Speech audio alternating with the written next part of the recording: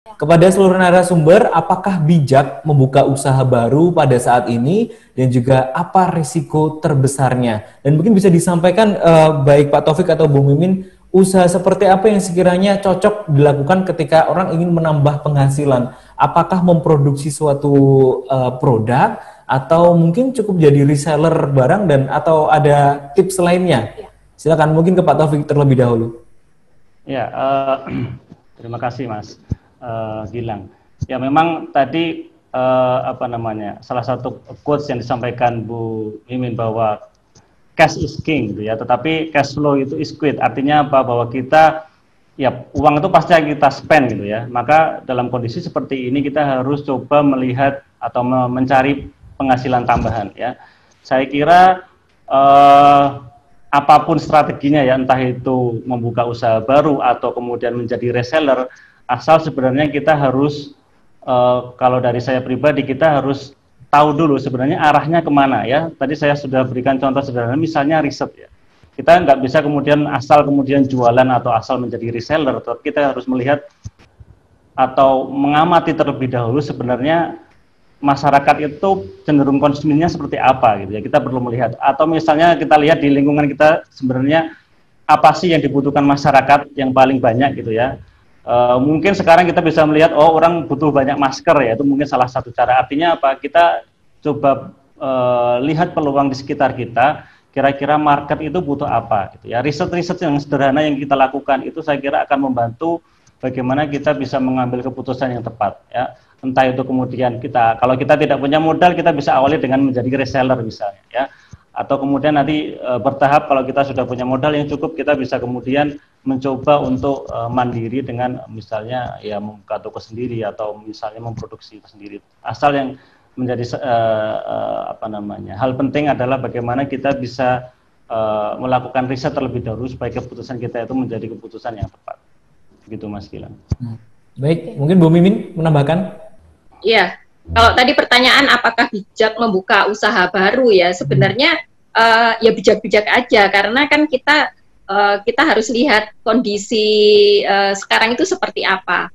Ada yang melihat melihat secara pesimis, tapi ada juga yang melihat secara optimis, dan itu sebenarnya berlaku kapanpun, tidak hanya pada kondisi pandemi atau kondisi resesi. Karena orang yang sukses itu adalah orang yang bisa melihat peluang. Nah, contoh yang paling kelihatan itu kan ada yang YouTuber yang namanya Edozel kalau nggak salah ya. Itu dia membuka usaha ngikang itu ya, ngikang, tapi pas saat kondisi pandemi mulai berjalan. Nah, banyak yang bilang ke dia bahwa dia gila gitu kan, misalnya menginvestasikan banyak uangnya untuk membuka usaha baru, di mana saat itu banyak usaha yang tutup. Nah, tapi karena dia dan timnya itu cukup kreatif, ya dia melakukan banyak terobosan. Nah, ternyata malah dia mendapat kesuksesan dari sana. Nah, benar juga kata Pak Taufik, dan saya sangat setuju 100%, kita berangkatnya itu sebenarnya dari riset kecil-kecilan. Sebenarnya yang diperlukan di sekitar kita ini apa sih? Nah, dari sana kita baru bisa melangkah ke depan. Berarti aku mau usaha apa?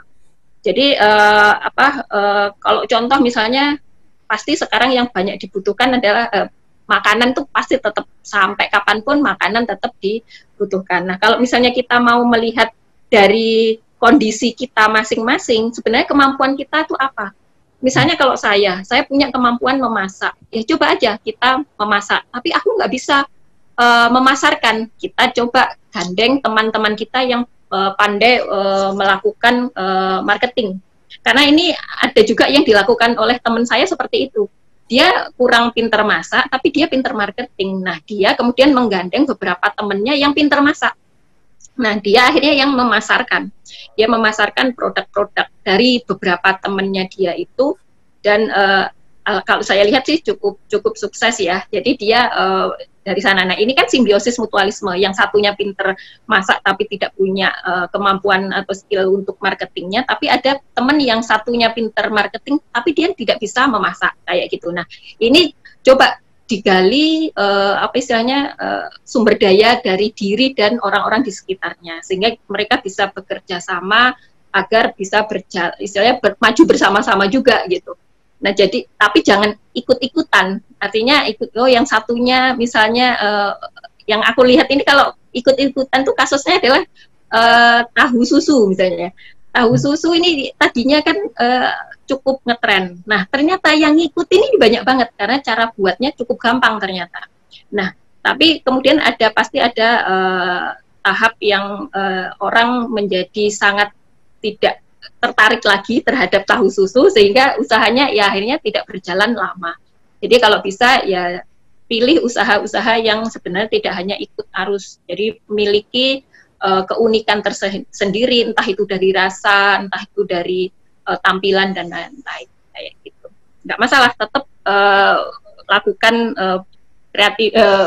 tetap berkreativitas untuk mendapatkan yang agar lebih sukses kayak gitu. Terima kasih sudah nonton. Jangan lupa like, subscribe, dan share ya.